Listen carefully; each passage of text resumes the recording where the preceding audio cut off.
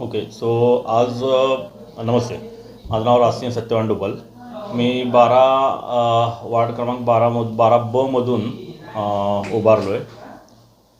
तर आज निवडणुकीचं चिन्ह भेटलेलं आहे. तर मला बॅटरी टॉर्च हे चिन्ह भेटलेलं आहे आणि आता तेच चिन्ह घेऊन मी येणाऱ्या दिवसामध्ये सर्वांशी भेटेल, बोलेल आणि त्यांच्यापर्यंत चिन्ह जास्तीत जास्त पोहोचवण्याचा प्रयत्न करेल.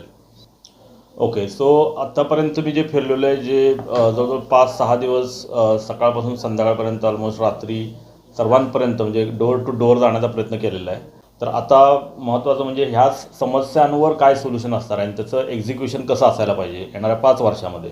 तर स्पेसिफिकली फॉर म्हणजे ह्या वॉर्डसाठी आता मी नगरसेवकच्या पर्स्पेक्टिव्हने आपण बघितलं तर नगरसेवक कशासाठी पाहिजे, तर तिथल्या लोकांच्या समस्या जाणून घेणं आणि ते निपटारा करणं.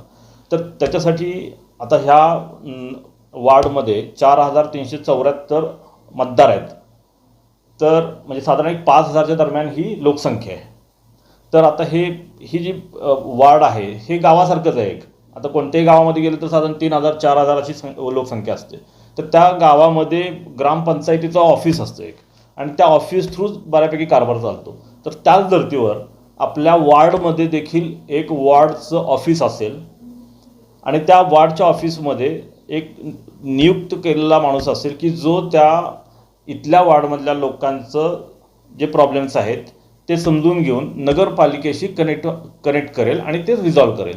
म्हणजे प्रत्येकाला एक ॲश्युरिटी असेल की बाबा तो तिथं जाऊन तो संकल्पना जे वॉर्ड ऑफिसमध्येच त्याच्या क्लोज होतील. तर त्याच्यावर माझा एक फोकस असेल की ती सिस्टीम असेल, म्हणजे ते एका कोणा माणसावर डिपेंड नसणार आहे. त्यामुळे तो एक महत्त्वाचा मुद्दा मी येणाऱ्या काळात करेल. आता इथं भरपूर वयोवृद्ध लोक पण राहतात. तर त्यांच्यासाठी फिरण्यासाठी एक पण असा प्लेस नाही आहे. तर त्याच्यासाठी एक नाना नानी पार्क जो कन्सेप्ट आहे किंवा त्याला आपण फिटनेस पार्क म्हणतो, तर त्या आपले ज्या ओपन स्पेसेस आहेत त्याला डेव्हलप करता येतील आणि मग तिथं ते जे कन्सेप्ट्स आहेत ते आपल्याला राबवता येतील. हा एक दुसरा मुद्दा झाला. त्यानंतर एक ट्रान्सपरंट म्हणजे एक असा विषय आहे की आपल्या वार्डमध्ये काय कामं होतात, कोणकोणती कामं आलेली आहेत, किती फंड आलेलं आहे, किती फंडचं निवारण झालेलं आहे, त्याच्यावर कॉन्ट्रॅक्टर कोण आहे, कोण काम करते. तर ती जी सिस्टीम आहे ती पण ट्रान्सपरंट झाली पाहिजे आणि त्याच्यासाठी एक वेबसाईट असेल आपल्या 12 वार्डची.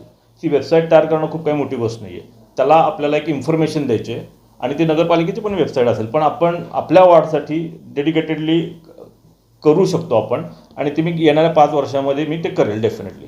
आणि त्याच्यामध्ये आपल्या वॉर्डमध्ये काय काय गोष्टी होत आहेत किंवा तिथं समजा नागरिकांच्या काही समस्या असतील तर त्याही तिथं मांडू शकतात. तर ते एक डिजिटल सेंटर असेल.